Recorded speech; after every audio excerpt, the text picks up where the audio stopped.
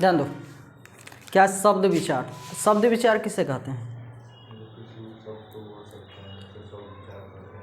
व्याकरण के जिस भाग में शब्द के बारे में विचार किया जाता है उसे शब्द विचार कहते हैं। तो सबसे पहले आता है कि शब्द क्या है, या शब्दों का अध्ययन शब्द विचार कहलाता है। तो शब्द है क्या, शब्द किसे कहते हैं? देखो, वर्णों या ध्वनियों के सार्थक मेल को शब्द कहते हैं। वर्णों या ध्वनियों के सार्थक मेल, जब वर्ण या ध्वनि मिलकर क्या बनाएगा? शब्द। या कह सकते हैं कि दो या दो से अधिक वर्णों की सार्थक रचना शब्द कहलाता है। दो या दो से अधिक, जैसे देखो क्या है, क, धन, म और ध, धन, ल, तीनों मिलकर अलग अलग है ना। देखो वर्ण है अलग अलग, और तीन को मिल गया यानी दो या दो से अधिक सार्थक रचना जिसका अर्थ निकलता है, ये क्या हो गया? कमल। यही क्या है? शब्द है। यही क्या कहलाएगा? शब्द कहलाएगा। या जैसे मैं, वह, राम, पटना, पंकज, ये सब क्या है? शब्द है। अब ध्यान दो, अब आता है कि शब्द और पद। शब्द और पद, जब कोई शब्द, जैसे यहाँ राम हो गया, श्याम हुआ, पटना, ये सब क्या है? शब्द है। तो जब कोई शब्द वाक्य में प्रयुक्त होता है तब वह शब्द पद कहलाता है। क्या कहलाता है? पद कहलाता है। जैसे क्या है, राम आम खाता है, राम आम खाता है, तो प्रत्येक शब्द इसमें पद है। क्या है? ये एक सेंटेंस हो गया, वाक्य हो गया। क्या हो गया? वाक्य है। और प्रत्येक जो शब्द है ये क्या कहलाएगा? पद कहलाएगा। जब एक सेंटेंस में यूज होता है वही शब्द, सेंटेंस में प्रयोग होता है, तो वही शब्द क्या कहलाता है? पद कहलाता है। जैसे इसमें क्या है? राम, तो राम क्या है? करता है, काम कर रहा है। आम क्या है? कर्म पद है। और खाता है, ये क्या है? क्रियापद है। क्या है? तो प्रत्येक शब्द जब वही शब्द वाक्य में प्रयोग होता है तो क्या कहलाता है? पद कहलाता है। अब इसमें देख लो, राम और आम क्या है? संज्ञा है। राम और आम क्या है? इसमें संज्ञा शब्द है। और खाता है, ये क्या है? क्रिया शब्द है, यानी खाना, गाना, सोना, ये सब क्या है? क्रिया है। अब ध्यान दो, शब्दों के भेद। तो शब्दों के भेद चार आधार पर किए जाते हैं। तो क्वेश्चन पूछा जा सकता है कि शब्द के कितने आधार पर भेद किए जा सकते हैं? चार आधार पर। कौन कौन से आधार है? तो अर्थ के आधार पर। किसके आधार पर? अर्थ के आधार पर, व्युत्पत्ति या रचना के आधार पर, उत्पत्ति के आधार पर, और फिर रूपांतरण के आधार पर। कितने हो गए? चार हो गए। अर्थ के आधार पर, उत्पत्ति या रचना के आधार पर, व्युत्पत्ति या रचना के आधार पर, उत्पत्ति के आधार पर, और फिर रूपांतरण के आधार पर। तो शब्द के कितने भेद? चार भेद।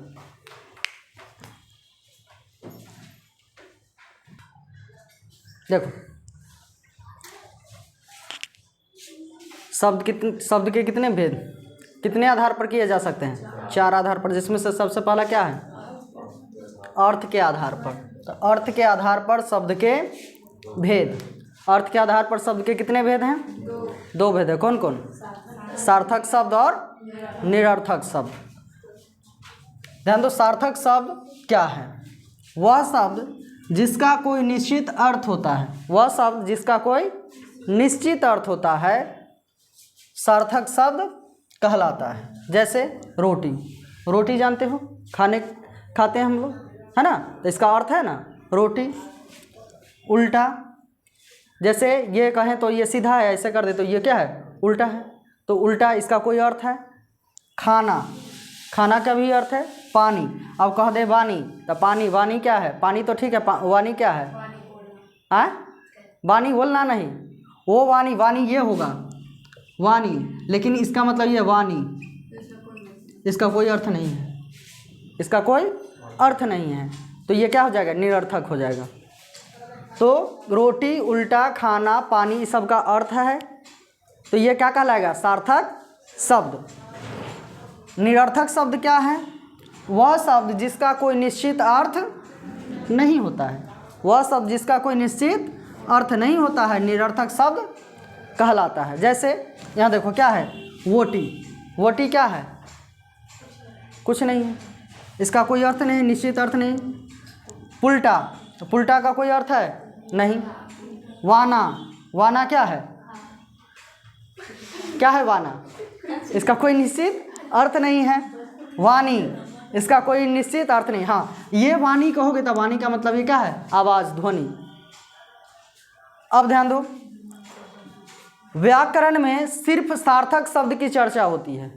सिर्फ जो है सार्थक शब्द का प्रयोग होता है, चर्चा होती है, निरर्थक शब्दों की नहीं होती है। लेकिन ध्यान दो, निरर्थक शब्दों की चर्चा भी हो सकती है।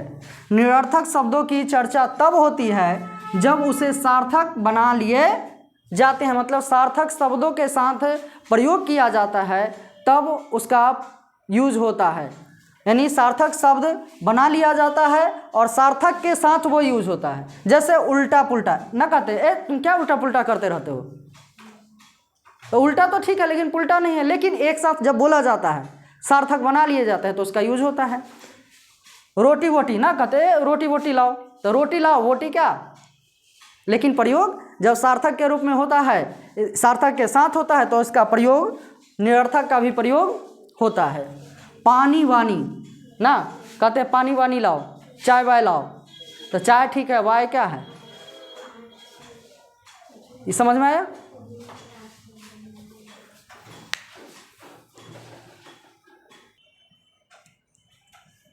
जान दो, अभी क्या पढ़े? अर्थ के आधार पर।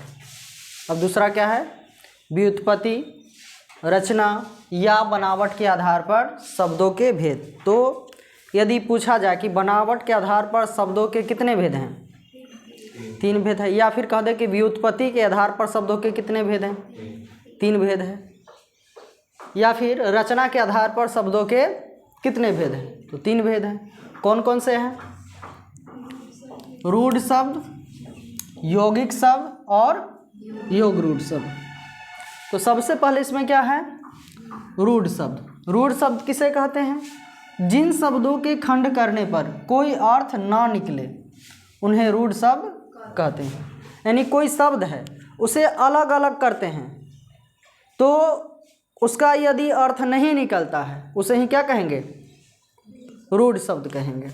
जैसे देखो, राजा, लोटा, रोग, विद्या, इस सब का खंड करके देखते हैं। यदि अर्थ निकल गया तो रूढ़ शब्द नहीं होगा, यदि अर्थ नहीं निकला तो यह क्या होगा? रूढ़ शब्द होगा। जैसे देखो, ये रूढ़ शब्द है, क्या है? रूढ़। इसको खंड करने पर देखते हैं निरर्थक खंड निकलता है या नहीं। निरर्थक क्या मतलब क्या? जिसका अर्थ ना हो। अभी पढ़े हैं सार्थक और निरर्थक, तो जिसका कोई निश्चित अर्थ नहीं होता वही निरर्थक होता है। तो देखो, राज है, रा धन ज, तो रा का कोई अर्थ है? ज का कोई यहाँ अर्थ है? तो जब खंड कर रहे हैं तो इसका कोई अर्थ नहीं निकल रहा है, तो यही क्या कहलाएगा? रूढ़ शब्द है। यह शब्द क्या है? रूढ़ है। अब क्या है? रोग। रोग, तो रो का कोई अर्थ है? रोग। ग, तो खंड करने पर कोई अर्थ निकल रहा है अलग अलग? नहीं ना। विद्या, तो वी धन द्या, तो विद्या, दोनों का अलग अलग कोई अर्थ निकला? नहीं। सागर, तो सा धन गर, तो सा का कोई अर्थ है यहाँ? गर का अर्थ कोई है? तो नहीं। जब खंड करने पर कोई अर्थ नहीं निकलता है, इसे ही क्या कहते हैं? रूढ़ शब्द कहते हैं। तो खंड करके देख लोगे, यदि अर्थ निकला तो रूढ़ शब्द नहीं होगा, और यदि अर्थ नहीं निकला तो वो क्या होगा? रूढ़ शब्द। समझ में आ जाएगा?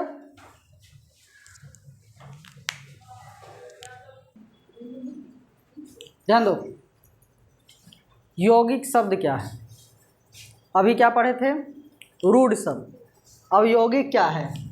शब्दों के मेल से बने शब्द, यानी कह सकते हैं कि 2 या 2 से अधिक शब्दों के मेल से बने शब्द जिनका प्रत्येक खंड यानी अलग अलग करने पर सार्थक हो, यानी उसका अर्थ निकले। अलग अलग खंड करेंगे फिर भी उसका प्रत्येक खंड का अर्थ निकले, वही क्या कहलाते हैं? यौगिक शब्द कहलाते हैं। जैसे विद्यालय, विद्यासागर, हिमालय, राजरोग आदि। जैसे खंड करके देख लेते हैं, क्या है? ये देखो, ये सब अभी जो लिखे हैं क्या है? विद्यालय क्या है? यौगिक शब्द है। खंड करने पर देखते हैं इसका अर्थ निकलता है या नहीं। तो सार्थक खंड होगा, यदि अर्थ निकलेगा तो सार्थक खंड होगा, नहीं निकलेगा तो निरर्थक होगा, और निरर्थक होगा तो क्या कहलाएगा? रूढ़ कहलाएगा। और यदि अर्थ निकलेगा तो क्या होगा? यौगिक होगा। जैसे देखो क्या है, विद्यालय, तो विद्या धन आलय, विद्या मतलब क्या होता है? बुद्धि ज्ञान, आलय मतलब आवास घर, तो विद्यालय मतलब ज्ञान का आवास, जहाँ ज्ञान प्राप्त किया जा सकता है। तो विद्या मतलब ज्ञान हो गया, आलय मीन्स क्या हो गया? आवास हो गया, घर हो गया, कुटीर हो गया। तो जहाँ ज्ञान प्राप्त किए जा सकते हो उसी को क्या कहेंगे? विद्यालय। तो दोनों को खंड करने पर अलग अलग अर्थ निकल रहा है। और रूढ़ में क्या हुआ था? अलग अलग खंड करने पर उसका अर्थ नहीं निकल रहा था। अब ध्यान दो, क्या है? राजरोग, राजरोग यानी राज धन रोग। तो राज मतलब राजा, रोग मतलब बीमारी, तो राजा से जो संबंधित बीमारी होगा उसी को क्या कहेंगे? राजरोग। उसके बाद क्या है? विद्यासागर, तो विद्या धन सागर, तो विद्या मतलब क्या? ज्ञान, सागर मतलब भंडार, तो जिसके पास ज्ञान का भंडार हो उसी को क्या कहेंगे? विद्यासागर। समझ में आ रहा है? उसके बाद क्या है? हिमालय। क्या है? हिमालय। हिम, हिम धन आलय, तो हिम मीन्स क्या होता है? बर्फ। आलय मीन्स क्या? आवास घर जगह, तो वह जगह जो ठंडा हो, वह जगह जो ठंडा हो उसी को क्या कहेंगे? हिमालय। तो हिम मतलब बर्फ, आलय मीन्स क्या हो गया? आवास घर कुटीर स्थान। तो अलग अलग खंड करने पर अर्थ निकल रहा है, और जब अर्थ निकल रहा है तो क्या है? यौगिक शब्द है। और जब अर्थ नहीं निकलता तो क्या होता? रूढ़ शब्द होता। अब तीसरा क्या आता है? योग रूढ़। क्या है? योग रूढ़ शब्द। तो योग रूढ़ किसे कहते हैं? ऐसे यौगिक शब्द, यौगिक मतलब खंड करने पर अलग अलग अर्थ निकले, तो ऐसे यौगिक शब्द जो अपने सामान्य अर्थ, अपने साधारण अर्थ या सामान्य अर्थ को छोड़कर विशेष अर्थ ग्रहण करते हैं, योग रूढ़ शब्द कहलाते हैं। मतलब अपना अर्थ छोड़ देगा और दूसरा अर्थ ग्रहण कर देगा, मतलब दूसरे की विशेषता बतला देगा, वही क्या कहलाएगा? योग रूढ़। जैसे लंबोदर। क्या है? लंबोदर मतलब लंबा, लंबा लंबोदर मतलब लंबा, और उदर, तो जिसका उदर, उदर मीन्स क्या होता है? पेट, तो जिसका उदर लंबा हो, पेट लंबा हो, लंबा पेट वाला क्या कहलाएगा? लंबोदर। और लंबा पेट किसका होता है? गणेश जी का। मतलब और भी लोग होते हैं, बहुत सारे लोग हो सकते हैं जिसके पेट लंबा है, लेकिन सबको थोड़े लंबोदर कहेंगे। किसको कहते हैं? विशेष गणेश जी को। वैसे ही पंकज, पंकज पंख। अब ध्यान दो, पंख, पंख मतलब कीचड़, अज मतलब यहाँ जन्मा, तो पंख में जन्मा मतलब कीचड़ में जिसका जन्म हो उसी को क्या कहेंगे? पंकज। मतलब क्या? कमल। अब पंख, पंकज यानी कीचड़ में सीप मोती ये सब भी मिलता है, लेकिन उसको पंकज नहीं कहेंगे। वीणा पानी, वीणा पानी, तो वीणा, वीणा मतलब जानते हो क्या होता है? बजाने वाला जो यंत्र होता है। और इस पानी का मतलब क्या है? हाथ, हाथ कर, तो पानी मतलब यहाँ क्या है? हाथ। तो जिसके हाथ में वीणा हो, जिसके हाथ में वीणा हो उसको क्या कहेंगे? सरस्वती। अब ध्यान दो, एक पानी ये भी लिखते हो, तो ये पानी मतलब क्या? जो हम लोग पीते हैं पानी, और इस पानी का मतलब क्या होता है? हाथ होता है। और एक चीज़ और ध्यान रखना, जैसे लिखते हो अंश, अंश लिखते हो, अंश मतलब क्या? अंश मीन्स क्या? भाग, टुकड़ा। और एक और अंश लिखते हैं अंश, ये इस अंश का मतलब क्या है?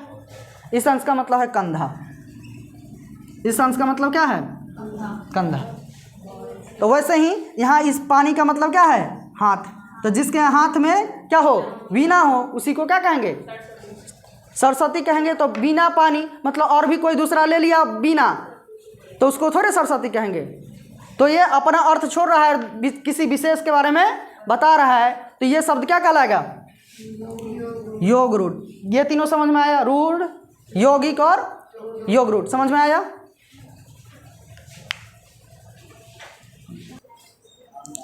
ध्यान दो, शब्दों के भेद कितने आधार पर किए जाते हैं? 4, जिसमें से तीसरा है क्या? उत्पत्ति के आधार पर शब्दों के भेद। तो ध्यान दो, उत्पत्ति के आधार पर शब्दों के 5 भेद होते हैं। कितने भेद होते हैं? 5। कौन कौन? तत्सम, तद्भव, देशज, विदेशज और एक है वर्ण संकर। लेकिन मुख्य रूप से यही 4 माना जाता है ना। जैसे मुख्यतः कहता है कि 5, लेकिन लोग जानते हैं कितने हैं? 4 ही हैं। कौन कौन? जो कि बिहार बोर्ड में पूछा जाता है। कौन कौन? तत्सम, तद्भव और देशज, विदेशज। और कंपटीशन में जो है एक जोड़ दिया जाता है। कौन सा एक? वर्ण संकर। तो ध्यान दो, वैसे याद इसको भी रखेंगे, है ना, लेकिन बिहार बोर्ड पूछता है कितना? 4 ही पूछता है। कौन कौन? तत्सम, तद्भव, देशज और विदेशज को। तो ध्यान देना, तत्सम क्या है? तो संस्कृत के वे मूल शब्द, यानी संस्कृत के वे शब्द जो ज्यों के त्यों हिंदी में प्रयुक्त होते हैं, तत्सम कहलाते हैं। यानी कह सकते हैं कि हिंदी में प्रयुक्त संस्कृत के मूल शब्द को तत्सम कहते हैं। यानी जो संस्कृत में शब्द यूज होता है वही हिंदी में भी यूज होता है, उसी को क्या कहते हैं? तत्सम कहते हैं। मतलब संस्कृत और हिंदी दोनों एक जैसा यूज होता है, उसी को क्या कहेंगे? तत्सम कहते हैं। जैसे अंक, हिंदी में भी अंके बोलेंगे और संस्कृत में अंक ही बोलेंगे। अंकुर, संस्कृत और हिंदी दोनों में सेम यूज होता है। आज्ञा, आहार, ईर्ष्या, उच्चारण, उदय, ऊर्जा, ऋतु, ऋषि, औषधि, औषधि, कमल, अलंकार, अलंक, कलंक, कलंक, कल्पना, क्षमा, ख्याति, ख्याति मतलब प्रसिद्धि, ख्याति, गंगा, गीत, चतुर, यहाँ होगा चतुर, तपस्या, दर्शन आदि और भी शब्द हैं। तो इसमें से कोई एक शब्द लिख देगा, पूछ देगा कि अंक शब्द है, तत्सम, तद्भव, देशज, विदेशज। अंक शब्द क्या है? तत्सम है। इसमें से कोई भी पूछ देगा। ऊर्जा, ऊर्जा शब्द है, तो ऊर्जा कौन सा शब्द है? तत्सम है। तो इस सब को याद रखना होगा।